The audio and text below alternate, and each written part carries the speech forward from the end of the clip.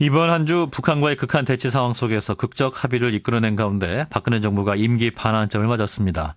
여러분은 어떻게 평가하십니까? 오늘 이 시간에는 정치권을 대표하는 전략가이자 합리적 보수로 평가받는 분이죠. 정말 오랜만에 방송 인터뷰에 응해 주셨습니다. 윤여준 전 환경부 장관을 연결해서 전반기를 마친 박근혜 정부에 대한 평가 들어보겠습니다. 장관님 안녕하십니까? 네, 안녕하세요. 네. 자, 박근혜 정부에 대한 평가에 앞서서 지난 25일에 도출해내는 남북 합의 결과 얘기부터 좀 여쭤보겠습니다. 이번 남북한 합의 어떻게 평가하십니까? 저는 높이 평가합니다. 왜 그러냐면요. 오랫동안 지속되어온 그 남북한 대결 구도가 일단 대화 국면으로 전환하는 계기가 마련된 거 아닙니까? 예. 예, 이게 앞으로 이제 화해 협력으로까지 발전될지는 잘 모르겠으나, 예, 일단은 굉장히 의미 있는 출발이다. 그래서 저는 굉장히 의미를 부여하죠. 예.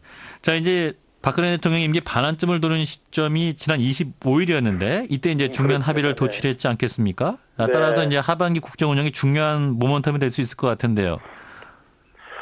글쎄요. 앞으로 남북 관계가 어떻게 진전되느냐에 따라서 결정될 일이지만, 예. 이것이 글쎄요.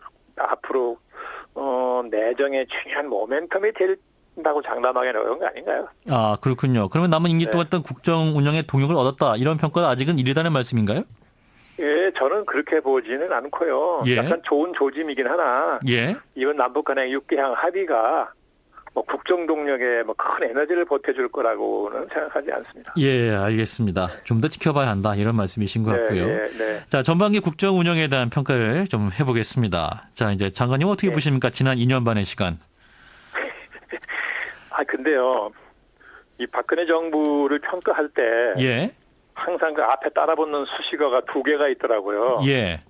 무능과 무책임. 무능과 무책임. 예. 때때로 이제 무언치까지 넣는 사람도 있으나 대개는 무능과 무책임이 항상 아주 을에 따라 나오던데요. 예. 그 임기 전반기를 마치면서 국민들로부터 이런 평가를 받았으면 사실 더 얘기할 여지가 없는 거 아닌가요? 하지만 여당인 새누리당에서는 이런 평가를 하고 있습니다. 2년 반 동안 이제 투명하고 효율적인 대한민국의 기틀을 만들었다. 이런 평가를 하고 있습니다. 대한민국의 기틀이요? 네. 예. 그러니 투명하고 효율적이었다고요? 예. 저는 그 두 가지 다 납득 못 하겠는데요. 하지만 이제 원희철 원내대표 같은 경우는 이제 구체적으로 공무원연금 개혁이라든지 경제민주화 입법, 맞춤형 목적 확대 등을 주요 성과로 꼽고 있는데 이런 부분을 동의 못 하시는 거예요? 경제민주화 입법이 당초에 공약했던 것 중에 몇 프로가 몇 퍼센트나 됐는데요. 예. 물론 여당의 원내대표니까 예. 그렇게 말할 수밖에 없는 입장을 이해하지만 예. 저는 국민의 입장에서는 두 가지 다 동의하지 않습니다. 예, 그렇군요. 자, 무엇보다 이제 박근혜 정부는 출범 초부터 이제 국무총리 인사 파동, 인사 난맥상을 겪었고 또 그런가 하면 세월호 참사, 올해는 또 메르스 사태에 이어서 성완종 리스트 파문까지 있었는데 자, 이런 사례들이 보여주는 박근혜 정부의 문제점은 뭐라고 판단하십니까? 물론 그런 사건 발생하는 원인이 꼭 박근혜 정부 탓이라고만 할 수는 없는데요. 예.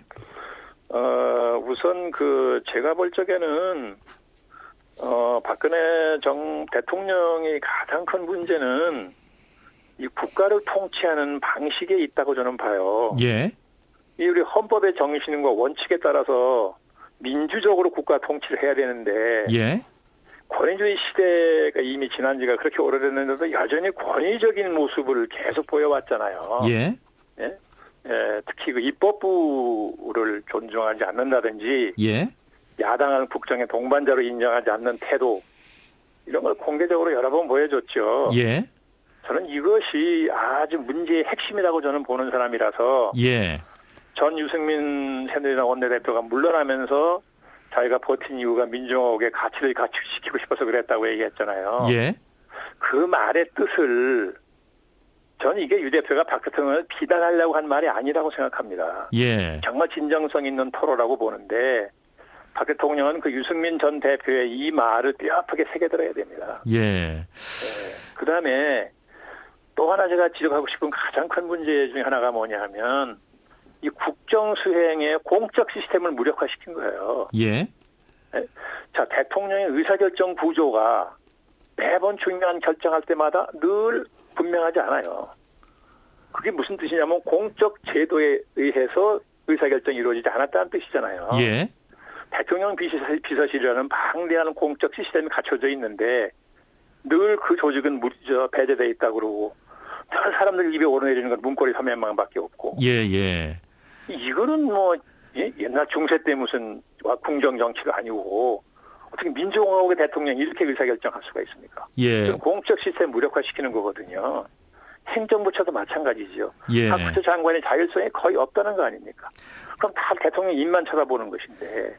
그 말씀하시는 거는 이제 어떤 작년에 있었던 정윤회 문건 파동이라든지 문고리 여러 가지가 3인방 논란. 그렇죠. 예. 그러니까 이 방대한 관료 조직이 능동성도 없어지고 책임감도 없어지는 거죠. 대통령 예. 입만 쳐다보니까 시키는 것만 한다 이렇게 되는 거란 말이죠.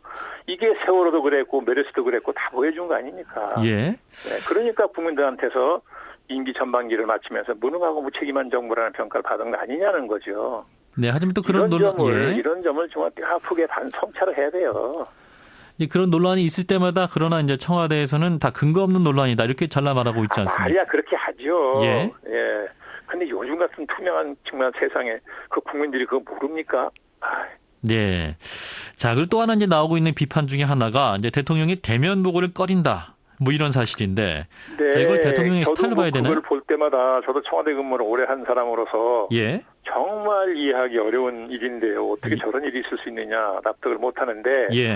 제가 가만히 그 생각을 해보니까 아마도 박 대통령이 이 문자와 말의 차이를 모르는 거 아니냐. 예. 맞으면 이 서면으로 보고받는 거하고 대면 보고를 받는 거하고 어떤 차이가 생기는지를 몰라서 그러는 거 아닌가 싶어요. 아, 예. 무슨 얘기냐 하면 이 대통령의 그 중요한 의사결정은 예.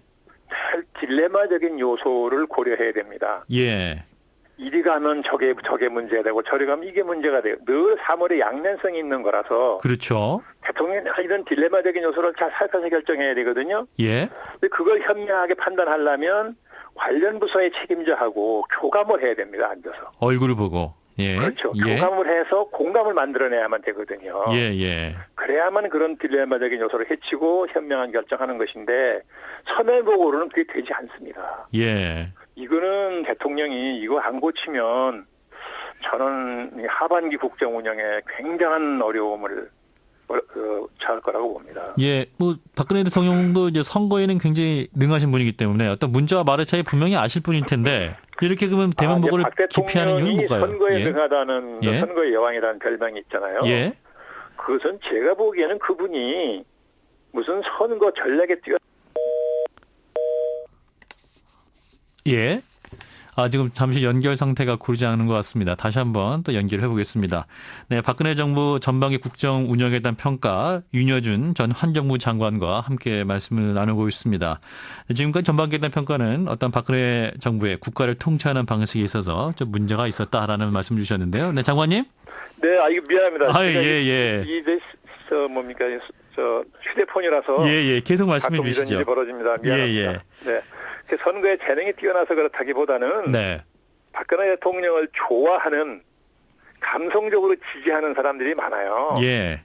그래서 이제 그 선거 때 늘 좋은 결과를 얻는 것이거든요. 예. 어찌됐든 하여간 그것도 뭐 중요한 정치적 자산이면 틀림이 없겠죠. 예, 알겠습니다. 네. 자, 그러면 그럼에도 불구하고 이제 국정 후반기에 대한 또 전망도 해봐야 될 것 같은데요. 저 국정 운영 네. 후반기 성패 어디 있다고 보십니까? 그 성패는 제가 아까 말씀드린 것처럼 그걸 고치지 않으면 예. 우리가 민주공화국이니까 네네. 그 헌법 정신과 원칙에 맞는 방식으로 국가를 통치해야 된다는 거죠. 예, 그렇군요. 네. 그러니까 국정 그러지 운영 않으면 한다. 민심이 절대 따라오지 않을 겁니다. 예, 알겠습니다. 그다음에 광대한 공적 제도를 잘 활용해서 모든 의사결정 구조가 공적 시스템으로 되도록 이렇게 해야 된다는 거죠. 예. 그렇게 안 하면 정말로 심각한 상황에 들어갈 수도 있어요. 예. 자, 지금 이제 박근혜 정부 얘기를 했습니다만 야당 역할도 좀 짚어봐야 될 것 같아요. 자, 야당 무능하다 뭐 이런 평가 나오고 있는데요. 자, 어떻게 보십니까? 아니 요새 사람들이 그 얘기를 들어보면요. 이 여당과 정부에 대해서 굉장히 비판적인 얘기를 하다가 예. 끝에 가서는 그런데 새정치민주연합이 더 밉다는 거 아니에요. 예. 더 무능하고 더 무책임하다는 얘기까지 하더라고요. 예. 이게 참 비극인데요. 그 이게 왜 그러냐. 예? 왜 저도 그런가요? 과거 한나라당 야당하던 시절이 있었지 않습니까? 예. 그때 저도 야당 의원을 4년간 해봐서 저도 이 문제를 참 고민을 많이 해봤는데요.